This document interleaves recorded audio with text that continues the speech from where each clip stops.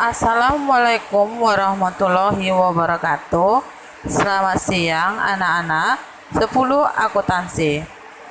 Saat ini untuk pelajaran IPA kita akan melanjutkan materi pada bab keempat, yaitu interaksi dalam ekosistem. Sekarang kita lanjutkan untuk yang B, interaksi dalam ekosistem. Dalam suatu ekosistem, komponen biotik dan abiotik saling berinteraksi dan berhubungan timbal balik. Untuk interaksi dalam ekosistem bisa terjadi antar komponen biotik dan juga antar komponen biotik dan abiotik. Yang pertama yaitu interaksi antar komponen biotik. Untuk interaksi antar komponen biotik merupakan interaksi yang terjadi antar populasi organisme yang menyusun ekosistem.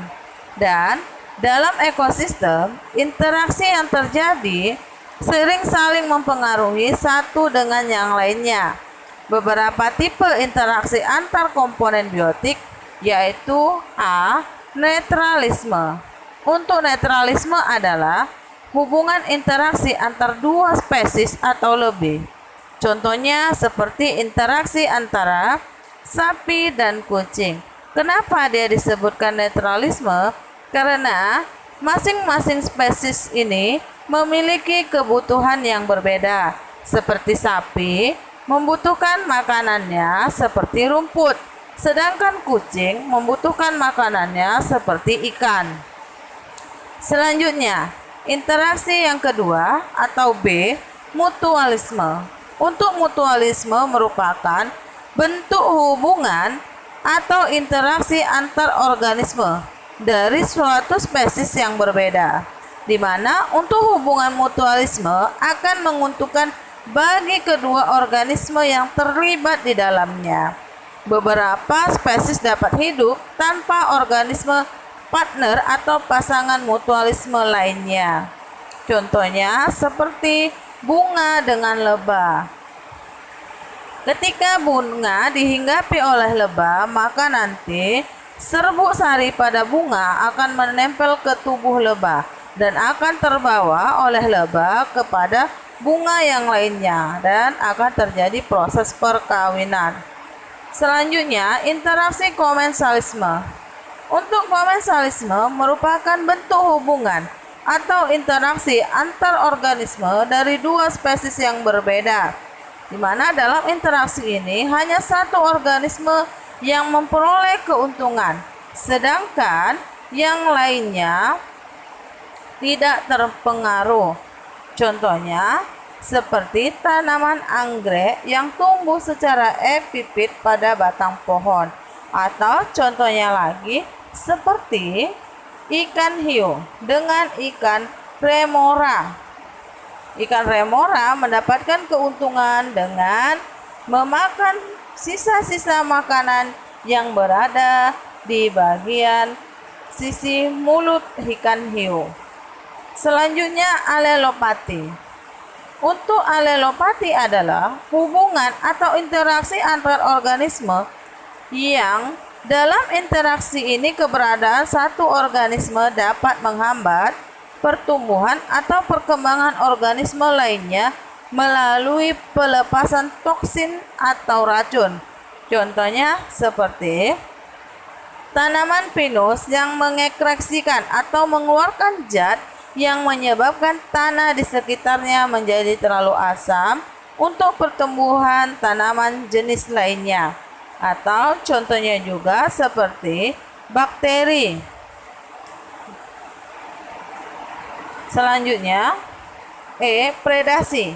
Untuk predasi merupakan hubungan atau interaksi organisme dalam satu organisme memakan organisme lainnya, disebut dengan predasi. Organisme yang memakan biasanya disebut dengan predator, sedangkan organisme yang dimakan disebut dengan mangsa. Contohnya seperti singa dan rusa, atau seperti kuda dan rumput. Yang menjadi predator adalah singa, dan kuda, sedangkan yang menjadi mangsa adalah rusa dan rumput. Selanjutnya, paratisme. Untuk parasitisme adalah hubungan antar organisme berbeda spesies yang mana satu jenis organisme atau parasit hidup bersama atau menumpang dengan organisme lainnya atau inang dan menimbulkan kerugian pada organisme yang ditumpanginya.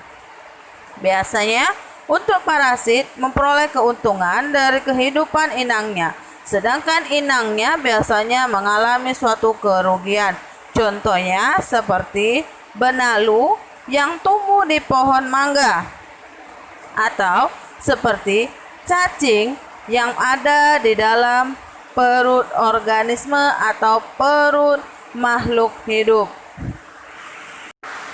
Selanjutnya, yang kedua, interaksi antara komponen biotik dengan komponen abiotik. Interaksi antara komponen biotik dengan komponen abiotik terjadi karena komponen biotik dalam suatu ekosistem akan dipengaruhi oleh kondisi komponen biotiknya. Kehidupan organisme yang berada di darat dan perairan tidak lepas dari pengaruh komponen-komponen abiotik yang menyusun ekosistem karena setiap jenis organisme di bumi ini biasanya membutuhkan kondisi lingkungan yang sesuai. Kondisi lingkungan yang dibutuhkan ini dapat berbeda pada jenis organisme yang berbeda. Ada organisme yang membutuhkan cahaya langsung untuk kehidupannya, tetapi ada juga yang hanya dapat bertahan hidup apabila tidak terkena cahaya langsung. Organisme lainnya seperti lumut hidup pada habitat yang lembab, sedangkan kaktus hidup pada wilayah yang kering seperti gurun. Kemampuan hidup organisme pada kondisi lingkungan tertentu biasanya disebut dengan rentang toleransi. Setiap populasi dalam ekosistem mempunyai rentang toleransi yang berbeda terhadap variasi kondisi lingkungan. Hukum toleransi menyatakan bahwa keberadaan, kelimpahan, dan penyebaran spesies tertentu dalam suatu ekosistem ditentukan oleh satu atau lebih faktor fisik dan kimia pada lingkungan yang masih bisa ditoleransi oleh spesies tersebut. Oleh karena itu, setiap spesies dalam ekosistem mempunyai batas toleransi, yaitu batas minimum dan maksimum kondisi fisik dan kimia lingkungan untuk bertahan hidup. Ada kalanya suatu populasi dalam ekosistem sangat dipengaruhi oleh satu jenis komponen abiotik atau faktor pembatas. Biasanya jika jumlah faktor pembatas terlalu banyak ataupun sedikit, maka pertumbuhan populasi akan terhambat. Walaupun komponen-komponen abiotik lainnya berada dalam jumlah yang optimal untuk pertumbuhan populasi tersebut.